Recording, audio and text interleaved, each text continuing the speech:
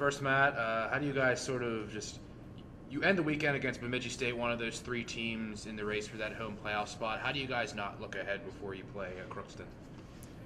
Yeah, I think we know right now because of a split last weekend that we're going to have to win two games in order to get a home game. So so we know you can't win two just on Saturday night. So we've got to win the first one on Friday.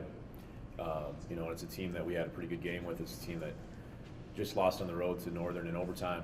So certainly I don't think this time of year that we're going to look by anybody, especially knowing that we've got to go 2-0 if we want to play one more time in the Dome. So I think our guys will be fired up to go both nights this weekend. Is that kind of nice to know that you control your own destiny, so to speak? If you went out and Well, we need Mary to lose one still too, since we split last weekend.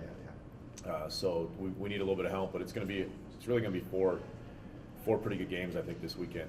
I think we'll have two good games. I think Mary will have two good games. So we've got to win our two and then see what happens. And unfortunately we dropped one in overtime this last weekend. So we can't just we got to scoreboard watch a little bit after we play our games. We got to look and see how some other teams did now.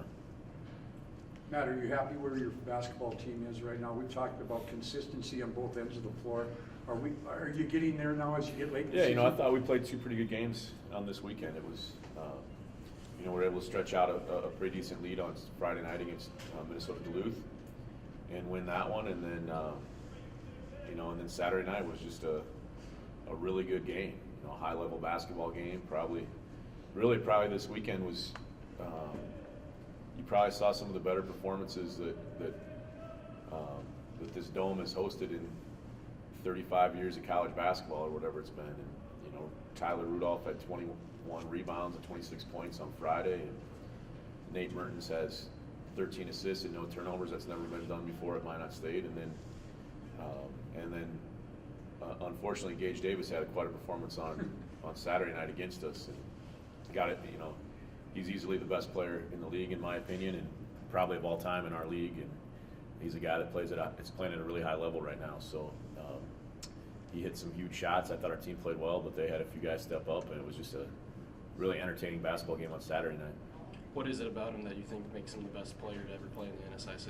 Yeah, he's just so versatile. He'll break every record in the league, scoring, rebounding. He'll have every record by the time he's done. And he also can handle the basketball and create his own shots. So he's good. What more can you say about that? And he made some big time plays on Saturday. How about seeing these teams now a second time? And you had success earlier in the year against them.